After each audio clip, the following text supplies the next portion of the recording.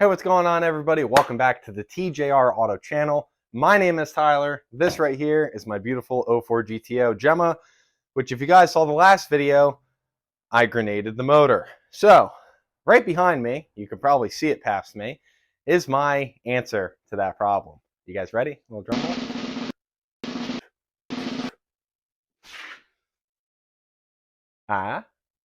roll. It don't look like much, but it's honest. So some people may have guessed down in the comments below on the last video about what I was going to be putting into this car. And as much as I would love to be doing an LS3 or a stroker motor or any good option that this car truly would be a riot to drive with, we're staying simple because, mind you guys, I'm a little light on the money here. So this right here is my new to me, I believe it's a 2005 or 2006 6.0. We going back in a 6.0 goat, baby. 6.0 goat. Yes, very nice. So this actually came out of a running, again, 05 or 06 2500 HD Silverado. I did get to hear the motor run before it was pulled out and purchased by me. So that's a plus. This motor sounded like it ran solid. It spins over beautifully, and I'm very excited to tear into this thing, do a lot of upgrades that are much needed, and get this thing into the car and get it fired up.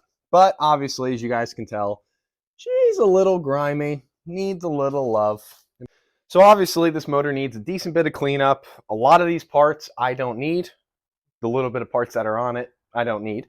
So I figure while we wait for parts to come in, I still need to go get something else to complete, the other half of the motor, if you will. I want to tear into this thing a little bit today. I want to get this thing cleaned up before I really disassemble it. But yeah, I'm excited. So this right here should be the answer to the GTO's new heart transplant. Sorry if you guys are a little disappointed, but again, I'm an average Joe. So a stroker motor or like an LS3 with a blower or a big turbo is just it's not in the ballpark right now. If like that YouTube money ever came in clutch, then yes, I would love to do those kinds of things because that would be great. But we can't do those kinds of things. So we're going to start off small. I will say the setup that I plan on running in this car, which we'll discuss throughout this video, should make more power than the LS1 did. So I am excited for that. Obviously, the car definitely needs to be tuned once it's back together and on the road and, runnable.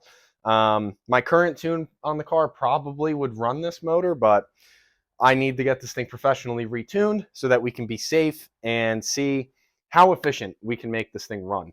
I think this will actually make pretty good power. I don't think it's going to make anything crazy, but I think it should break into the fours to the wheel. No questions asked. So let's get into it.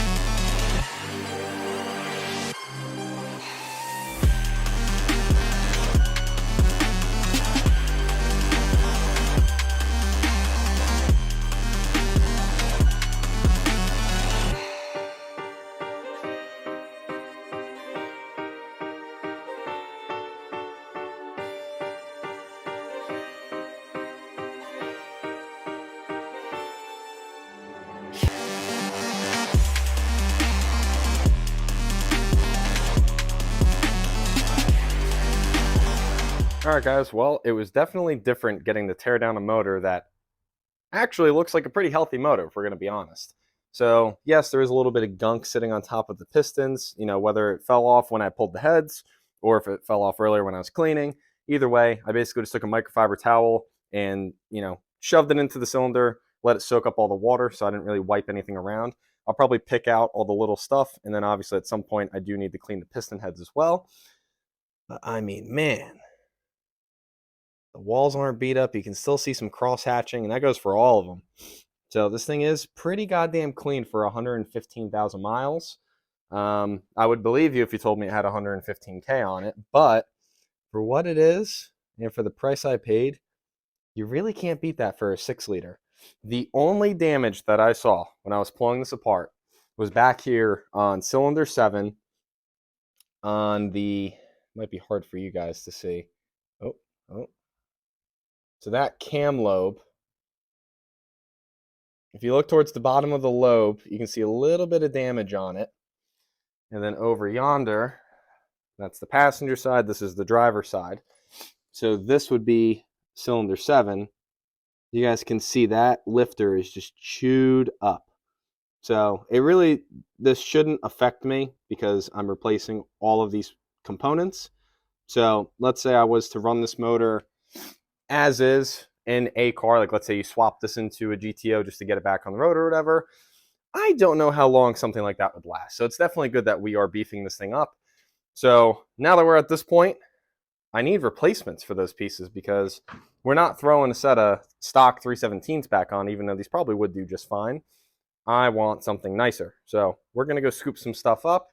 But once again, the motor has cleaned up fairly well for the little effort I put into it. I just pulled the LS1 apart, which I actually, funny enough, roughly threw it back together just to save some space and threw it in the corner. But I just did this the other day to that motor. So it was pretty easy and pretty quick getting this thing apart. It is pretty crazy how fairly simple these motors are. And I didn't see anything nasty come out of the oil once I let it drain all the way. So that's a good sign. But we will fully know once we get the pan off of here. All right, guys, we got a big box in the mail from TSP. So I filmed this segment 3 times. Let's just dive through all the parts I bought. It's nothing too crazy, just a lot of needed upgrades and gaskets and stuff. But just bear with me. I want to show you guys what I got and build a little hype. Woo, woo, raise the roof for the 6.0 build. So let's get through it. All right, first things first. We have some MLS, multi-layered steel head gaskets from TSP. So that's good. That's nice. We also have one of these bad boys. That's good. Also one of these bad boys, so that's good. Some of these bad boys, that's also good. We also got a timing chain, dampener, retentioner, whatever the hell you want to call it. So this is much needed because the LS1 somehow did not have one. That's good. We also got a new rear main seal because this is not the kind of part you want to go out on you and then you have to pull your trans to do it anyways. That's good. Another thing we got. Brand new LS2 style lifter trays. I just don't trust old ones, so we got these. That's very good. In this box right here, we have a brand new set of LS7 style lifters. So that's very nice. We're just going to slide that there. Another thing that we got is a cam retainer plate. So the gasket on my one from the LS1 was wiped, and this one, when I run my thumb over it, I can actually feel the gasket, which is good. So we got that. And then in this little guy right here, this right here is a, say it with me, trunnion kit. Yay! So we are going to learn together how to do this because I've never done this. But I've heard that this is a much needed, necessity, especially if you plan on beating the living shit out of the motor that you're building, at least LS-wise. I believe the stock style is needle bearings, and those are not. So that's good because we don't like needle bearings. So that's all that. And then we also got some nice, fresh metal water pump gaskets. Never hurts to redo those. And then in this bag, which I did not cut open yet, it's a little circle thingy in the corner of this bag, is a brand new pilot bushing pilot bearing to throw in the back of the crank of the 6-liter so that we can butt up our beautiful Tremec Magnum F to it, which thankfully that trans is beautiful. I love that thing. And then we also have some OEM brand new head bolts. And I believe in this box is the other set of head bolts. but we also did get a brand new crank bolt. So that is good news. I want to give a huge thank you to my buddy Webkey over at Webkey Racing. And I also would like to give a big thank you to PSI Conversion. They have helped me out tremendously with this car, a previous build I had as well. And they're just good people. So go check out their website, go check out their socials. They actually do build some pretty cool shit, but they mainly do LS swap harnesses. So let's say you swapped a LS into anything really. You would call up PSI Conversion, and then my buddy Alex would be the guy answering the phone. He would walk you through, basically everything you need and specking out a harness with you. A harness would basically get sent to your front door that will plug right into your swap and make everything work. Their motto is wired up and fired up, and I can live behind that because I like that kind of shit. So shout out to the guys at PSI. Shout out to my buddy Alex. Thank you guys so much for everything you have done for me. You guys have saved me a lot of mental anguish. Another thing I also want to say, big shout out to my buddy Mark. He came with me. Actually, he basically supplied the truck that picked up the good old 6.0. So Mark, thank you for that, buddy. Big appreciation for picking that up for me, as well as picking up these little guys. So for those who don't know, we got some 799 heads. Now, yes, they are horrendous red. I don't know why, but the guy I got these from is actually the gentleman I bought the black half-cut GTO from. So another thing I did buy from him as well is the black hood that came off of the black GTO, which is this fender, that side skirt, and about half of this front end frame rail section. For those who didn't follow this build, this car was wrecked before I got it. I bought a donor, basically front half of a GTO, spliced them together, and this car is now straight. It's ugly because it's black and yellow, but it's straight, so that's good. So my buddy Eric, the guy I got the black GTO from, hooked me up a deal with the 799 heads as well as that black hood. So now we got some more goodies for the car. These are the stock 317 heads and all that kind of stuff that came off of the 6-liter. I already listed these for sale because I don't need them, and I'm going broke, so I need to recoup some money. But nothing too special about these heads. Run-of-the-mill 799s. I don't think there's anything special about them, really. I do plan on stripping all of this red paint off of it. I don't care how long it takes me. I want these to basically be bare aluminum like these, or like the heads that were on the LS1, which were bone stock 241 heads that matched that motor. So between the 799 heads, all of the goodies we got, the 6-liter iron block, we should be able to make some decent power. Don't forget, I hate to be the guy, but we are going to reuse the cam. Yes, I know I could buy one for a couple $100, but guess what? Everything you're looking at here, minus that, is reusable. So that's what we're rocking with. I also did order a set of motor mounts, a trans mount, and probably some other odds and ends. Right now, I'm waiting on paint to get here so I can paint this bad boy up. All right, folks, I got a nice notification from eBot today, and our Chinesium special pan came in. So I laid out some stuff just so you guys can see it. We can make some comparisons. So we have all the hardware that came with it, like this little block off plate thingy. Wow, that's a lot chintzier than I thought that was. All the hardware, all that kind of jazz, bolts, and I don't know what this is for, but whatever. And then we obviously have the pans next to each other and the old, we'll call it accessories to the pan. So first things first, we have the pickup tubes.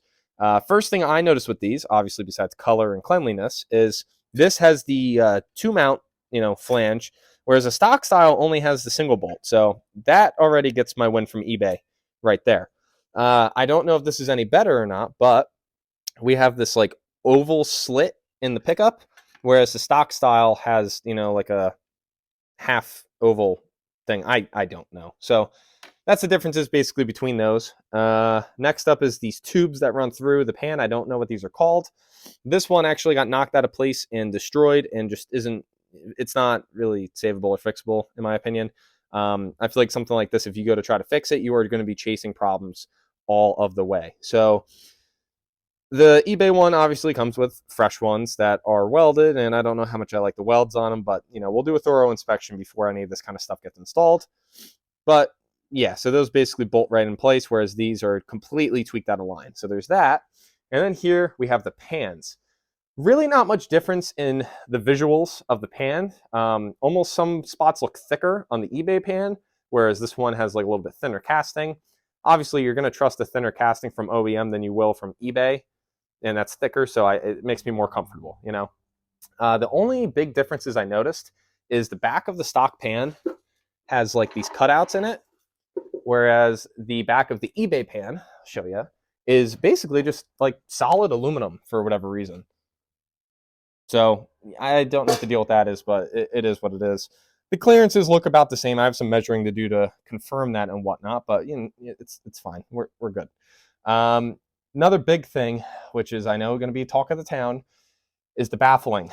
This is the stock baffling in the eBay pan. Pretty chintzy, pretty shitty tin. Don't know how much I like it. Not really much. And it's only a 4-bolt design, whereas the stock style is a 6-bolt, and it is much thicker and heavier duty. I tried to fit this into the new pan, and it doesn't fit the best.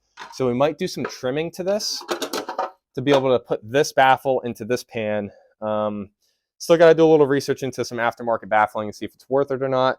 I think with a bigger filter, maybe even a different weight oil and more oil in the system, we might be just fine running like a stock baffle, stock pan setup for this. The only issue that we have right now is for the oil pickup tubes, right? They are literally the same exact size and whatnot, and I confirm that they do fit the oil pump, so that's good. The problem we come into, though, is the O-ring for the pickup. Now, over here, we have the Melling oil pump that came off the LS1. After I finish up this video, I'm actually going to tear this apart, teach myself however the hell this thing works and comes apart, confirm everything looks good and there's no metal in it and yada, yada, yada. But the problem is the Melling pump comes with this black O-ring and a green O-ring. The black one's thinner, the green one's thicker. The eBay pan came with this brown O-ring. According to the instructions, you guys can pause it if you want to look at it. But, that's 0.5. The stock style pickup actually used this black O-ring. The problem is, you guys can see, it is beat the hell and back. So neither of these O-rings fit. The only one that fit is the black one. So I got to see if I can get a new one of these, or at least find out what size this is exactly. I might have one. I don't know in my O-ring collection. Probably not. But I would like to be able to get this, you know, this exact O-ring because they fit really nice in here with this black O-ring. They don't fit very well with these. They actually don't fit at all. So that's about the only problem I'm running into now with, you know, this setup, which it doesn't even pertain to the eBay part of it. It's more so the O-ring either was installed wrong. Maybe that gave us an oiling issue. I don't really know, but we got to figure that out. Aside from that, almost everything you see here except the piston is being reused. Hopefully I can reuse that because that's a nice piece. Let's put this back with its box. But we just about have all the parts for the GTO build. Well, for the motor build, I should say at least. So since we have just about all the parts for this motor, next video, we will basically do the last little bit of cleanup, last little bit of teardown, paint it, and get this thing together because I want to hear this car thumping again. And I really want to be able to drive this thing before my birthday, which is in March. So I don't think that's an unrealistic goal. But, you know, it's 2024 now, and I want to get my ass in gear, and I want to get this thing back on the road. So with that being said, I'm going to wrap the video up here. Hopefully you guys enjoyed it. Make sure you tune in next week to see the 6.0 go back together and, you know, the rest of the cleanup and all that kind of jazz. I've never really put a motor together before, so we're going to see how this goes. But as always, thank you guys so much for watching. If you guys enjoyed the video, make sure you sub. Make sure to drop a like and drop some comments down below. Let me know what you guys think about the new setup. And yeah, I'll catch you guys in the next one. Peace.